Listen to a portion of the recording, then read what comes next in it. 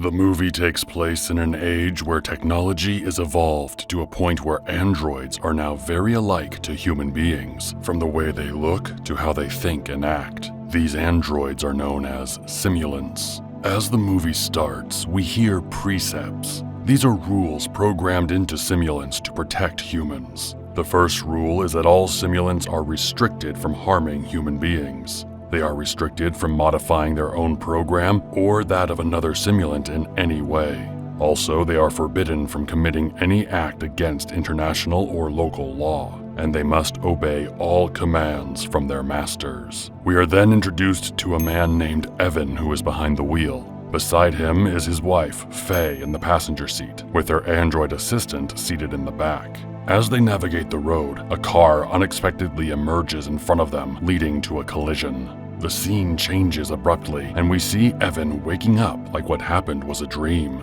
He freshens up and goes to look for Faye. He stands before a room's door within the house, yet, mysteriously, he finds himself unable to enter.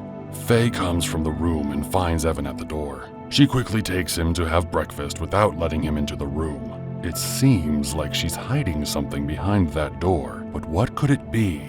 At breakfast, Evan tells Faye about his dream and asks her what happened after the crash.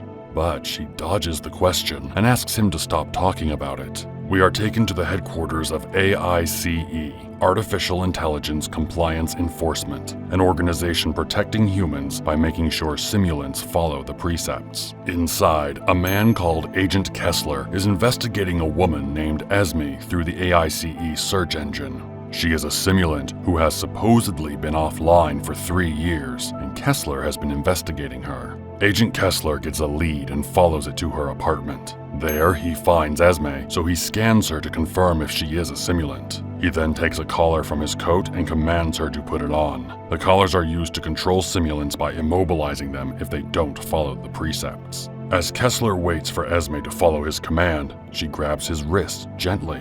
Kessler gets confused and commands her to shut down, but she breaks his arm, drags him outside, and throws him down the stairs. Then she runs away. Kessler goes after her, but seeing that he can't catch up, he fires an electromagnetic pulse that shuts down all the simulants in the area for some time. After stopping all the simulants in the area, Kessler takes his time to look around, searching for Esme. He finally finds her frozen while she was trying to board a scooter, so he puts the collar around her neck and makes his arrest. Back to Evan, we see him waking up from another dream of the car crash. After he wakes up, he tries to play the piano, but he can't. And this has been the case for a while now, ever since the accident. Agent Kessler goes back to investigate Esme's apartment and finds a diary that the simulant has been writing. As he is looking for more clues, he runs into Casey.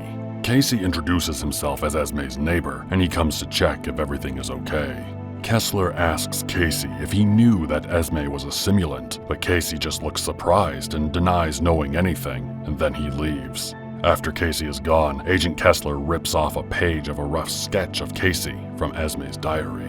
Agent Kessler returns to the AICE building, where he gets scolded by his boss for shutting down the power to an entire neighborhood while he was chasing Esme. Kessler is ordered to stop the investigation, but he insists on continuing with the case. He explains that Esme, a simulant, refused to take commands and even attacked him. Kessler thinks that she is close to Casey and wants to question him, but even then his request to continue with the case is rejected. Kessler still feels that there is something sinister going on with Esme's case, so he investigates on his own. Heading to the lab where Esme is kept, Kessler meets the doctor in charge of her, who informs him that Esme's system was hacked, with her restrictions modified to allow her to bypass her original programming and become aggressive. The doctor continues detailing how the hacker endowed Esme with total autonomy. As they both look into Esme's memories, Kessler recognizes Casey in them and sees that he is close to Esme. Kessler gets suspicious that Casey might be the one who altered Esme, so he tells the doctor to call Nexera, the company that makes simulants, and ask them if Casey Rosen ever worked for them. The doctor asks Kessler if she should wipe Esme's memories and send her back to be resold. Kessler says no. Agent Kessler goes back to look for Casey and finds that he has moved out of his apartment. In the empty room, he finds a book on the wall and leaves with it. Kessler takes the book to a bookstore where it came from and asks the seller for details on the person who bought it. Kessler shows the seller the picture of Casey and tells him that the guy he is looking for looks like that, but with tattoos. The bookseller recognizes the man in the picture, but says his name is Desmond Hahn, not Casey. At the same moment, Casey walks in. Kessler orders him to freeze, but Casey runs. Agent Kessler tries to chase him, but loses him in an alley. Luckily, the alley has a camera. Meanwhile, Evan and Faye go to a restaurant for dinner, but Faye does not seem happy with it. She looks uncomfortable around Evan. They go back home, and Faye goes for a swim in their pool, but she begins crying after a while. The following morning, Evan wakes up with the same dream of the car crash. We then see Faye in a room looking at memories of her with her husband Evan through a virtual reality headset. In the memory, they are out in the snow, and she tells Evan that they should each get simulant copies of themselves to keep their love going, even after they die. Afterward, she goes for a swim, where Evan approaches and tries to kiss her. Faye stops him and hugs him instead. After a while, Faye tells Evan that she wants to show him something. She takes him to a mirror, then presses him on the ears, and his chest opens up. This explains that Evan is actually a simulant and not Faye's real husband, who died in a coma from the car crash. Faye takes Evan to the room that he couldn't enter before. We see two tanks. One is empty, but the other contains a simulant that looks like Faye.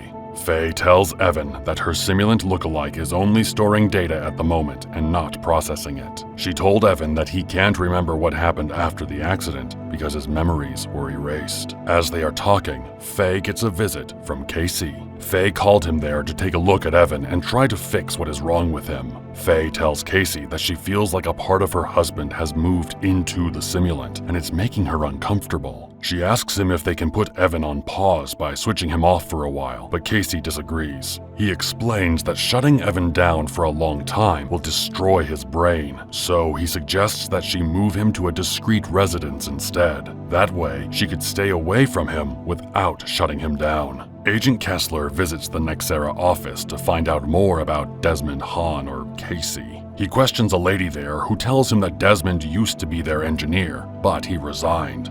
According to her, Desmond wanted to add more restrictions to the simulant software. Kessler disagrees with this fact because he was attacked by a simulant whose restrictions had been removed by Desmond. On the other side, Faye decides to take Evan to the place recommended by Casey and pays for a 1-month stay. Evan begs her not to leave him there, but she leaves anyway. This devastates Evan, but he cannot do anything because he is only a simulant and he can't go against a human's commands. At the residence, Evan meets Casey, who lives in an apartment across from him. Casey introduces himself to Evan, and as they talk, he offers to help Evan get Faye back. Evan accepts his help, so Casey reprograms him and frees him from the precepts, enabling Evan to do whatever he wants to do. With this newfound freedom, the two decide to go out. Meanwhile, Agent Kessler continues to explore Esme's memories and makes a discovery. He learns that she has feelings for Casey, who taught her human behaviors such as diary writing.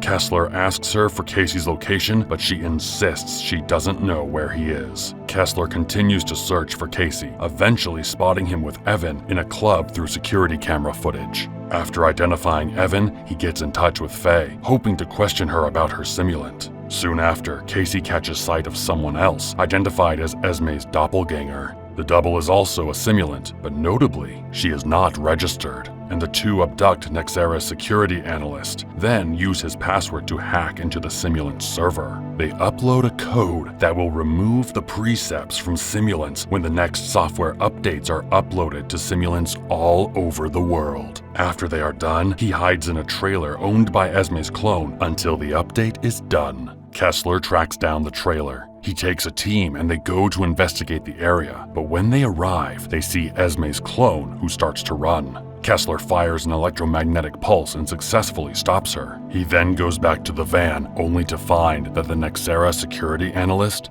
has been murdered, and Casey is nowhere to be found. Esme's clone gets a collar on her neck and is locked up by AICE. Kessler tries to interrogate her, but she does not answer. Instead, she tries to go for him. Kessler commands her to remain sitting or else the caller will destroy her, but she refuses to answer his questions and tells him to prepare as she stands up and self-destructs. This scenario scares the AICE officers who see it. Simulants are not supposed to go against any command from a human, and they are not supposed to be able to destroy themselves. Evan decides to visit Faye on his own one night after she returns from an art gallery. He tries to make up with her, but she turns him down, and Evan gets angry. He begins acting violently, so Faye commands him to shut down, but Evan doesn't listen to her command and walks out instead. This scares Faye, so she decides to call Agent Kessler and give him Evan's address. Kessler takes off to the address since he knows that Casey will be there also. Since he left in a rush, Kessler leaves Esme alone in the lab.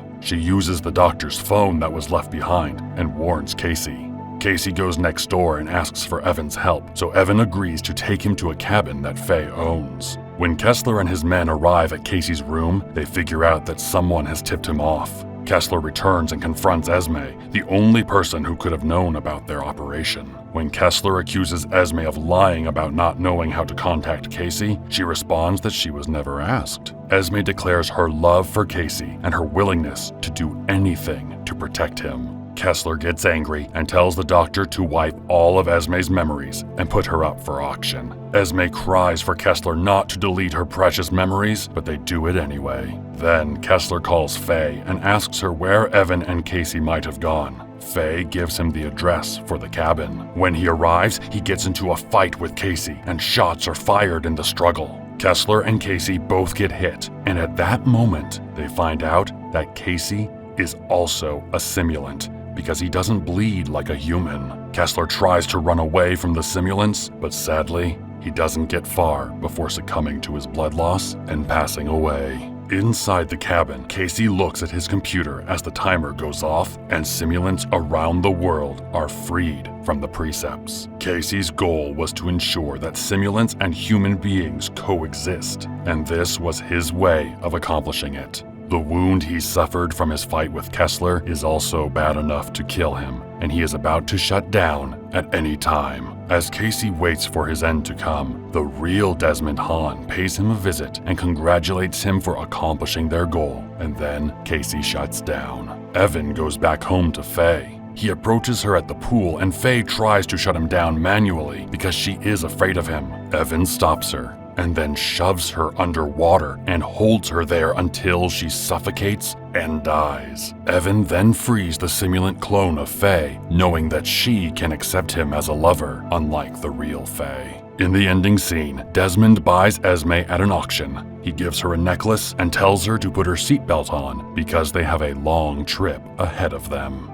Thanks for watching our recap. Leave a comment about your favorite part of the movie. And if you're a simulant, be sure to hit that like button and subscribe to the channel so you don't miss our next recap.